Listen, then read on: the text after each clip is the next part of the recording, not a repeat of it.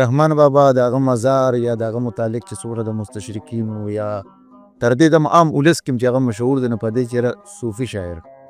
اوس نن سبا زمونږ چې کوم ځینې استادان دي محترم د هغې کې زمونږ پروفیسر شهاب عزیز ارمان صاحب دی او ډېره ښه پی ایچ ډي هم په هغه وکړه. د هغه بنیادي نقطه دا ده چې یاره رحمان بابا صوفي نه دی. نو تاسو هغې ته بیا پر څه نظر ګورئ؟ آیا شهاب عزیز صاحب دغه پی ایچ ډي خو به ستاسو نظره نه وي تیره، خو عموما که زه دا سوال وکړم چې رحمان بابا صوفي دی او که نه دی نو تاسو به څه وایئ؟ داسې ده سر چې یو خو هغه تیسس سړی وګوري نو د هغې تجزیه هغه به سړی وکړي انالیسس. نو هغه ما اورېدلي چې ډېر ښه تیسس دي چاپ شوي دي، خو ما لاسو ته لا نه دي راغلي او خواهش به ده انشاءالله ګورم به. خو داسې ده چې د رحمان بابا متعلق مخکې ما ویلي وو چې د رحمان بابا متعلق د عمومي لیکوالانو دا یو المیه ده چې هغې د رحمان بابا د فکر متعلق د خپل نفسیات اظهار کوي. داسې کوي چې څوک یې ملا ثابتوي، څوک یې صوفي ثابتوي. دا د رحمان بابا نفسیات نه، دا در اصل د دغې فرد یا د دغې محقق خپل نفسیات دي. که چېرې د رحمان بابا نفسیات مونږ د هغه د نظریاتو، د هغه د افکارو، د هغه د تعلیماتو کې مونږ ته جلوه په هغې کې مونږ د رحمانیاتو اصل جاج اخیستی شو چې اصل رحمان څه دی. لکه قرآن کې مونږ خبره کوو چې قرآن مجید کې تفسیر خود قرآن مجید داسې د رحمانیاتو تفسیر هم خود د رحمانیاتو نه پکار دی چې دې څه وایي رحمان بابا څه دی.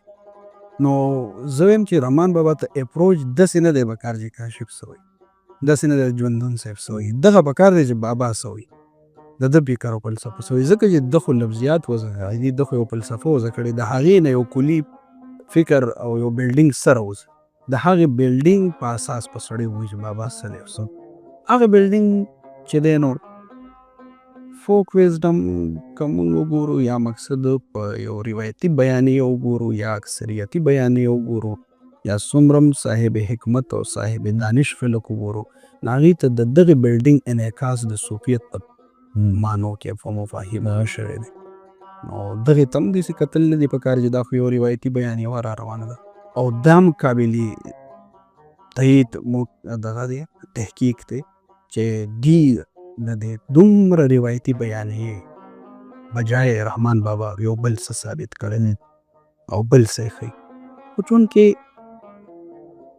د صوفي او د ملا په تفاوت او په تفرق زه دلته نه که چېرې مقصد مطلب نن وخت کې دوه رحمان بابا دي، یو ملا عبدالرحمان بابا دی، یو صوفي عبدالرحمان بابا. نو بیا مثال تاسو کم یو غوره ګڼئ او په کم دلیل یې ګڼئ؟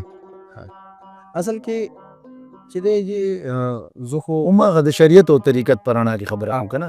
اصل کې رحمان بابا خو صوفي دنیا منلې او زه یې منم، او ملا به داسې چې یعنې ډېر قابل تایید به د خلکو دپاره نه وي. هغه وجه دا ده چې د رحمان بابا فکر او فلسفه چې ده نو په هغې کې د ده د شعور دوه جهتونه دي. یو داسې دی چې د مقصد په شریعت تکلم کړی دی، دویم بیخي په وجدان او په آرټ او په جمالیاتو اساس دی.